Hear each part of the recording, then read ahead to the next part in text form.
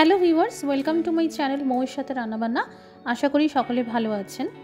কোনো রকম ক্রিমের ব্যবহার না করে সহজে তৈরি করতে পারবেন রেস্টুরেন্টের স্বাদে বাটার এগ মশালা। ক্রিম ছাড়াই একদম সিল্কি মোলায়েম গ্রেভি তৈরি করতে পারবেন। এর জন্য কোনো রকম ফ্রেশ ক্রিমের দরকার পড়বে না। আজকের রেসিপিটি ভালো লাগলে একটি করে লাইক দিয়ে অবশ্যই শেয়ার করে দেবেন। আর প্রতিদিন এইরকম নতুন নতুন রেসিপি পেতে আর টিউটোরিয়াল ভিডিওস দেখতে আমাদের চ্যানেলটি সাবস্ক্রাইব করে নেবেন। এখানে 4টে মুরগির ডিম সিদ্ধ করে নিয়েছি। আপনারা চাইলে হাঁসের ডিম দিয়েও করতে পারবেন। এইভাবে সামান্য করে চিড়ে দিলাম, এতে রান্নাটা দেখতেও ভালো লাগবে। সামান্য করে লঙ্কার গুঁড়ো, হলুদ গুঁড়ো আর লবণ মাখিয়ে নিলাম।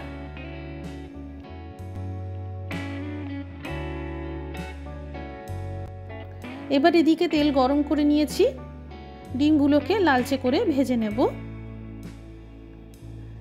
ডিম ভাজা হয়ে গেল।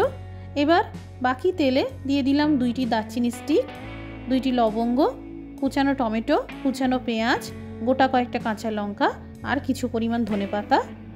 মাঝারি আঁচ করে ক্রমশ নাড়াচাড়া করতে থাকবো আর ভেজে নিতে থাকবো, যাতে এই সব উপকরণগুলো সফট হয়ে যায়।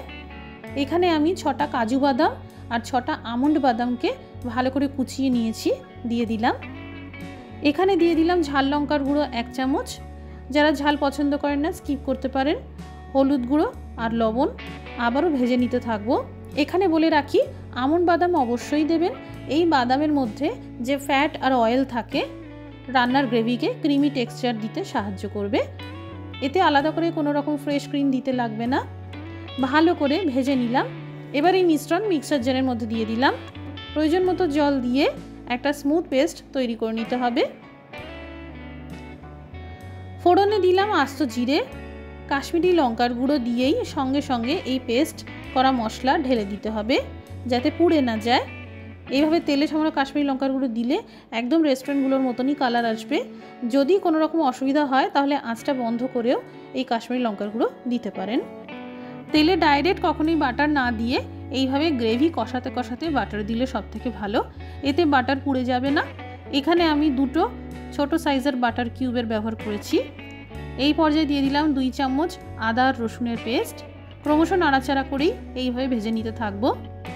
এবার দিয়ে দিলাম আধা কাপের থেকে একটু বেশি পরিমাণে গরম জল, স্বাদ মতো লবণ দিয়ে দিলাম।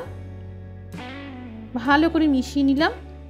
এবার ভাজা ডিমগুলোকে আস্তে করে দিয়ে গ্রেভির সাথে বেশ ভালো করে মাখিয়ে নেব।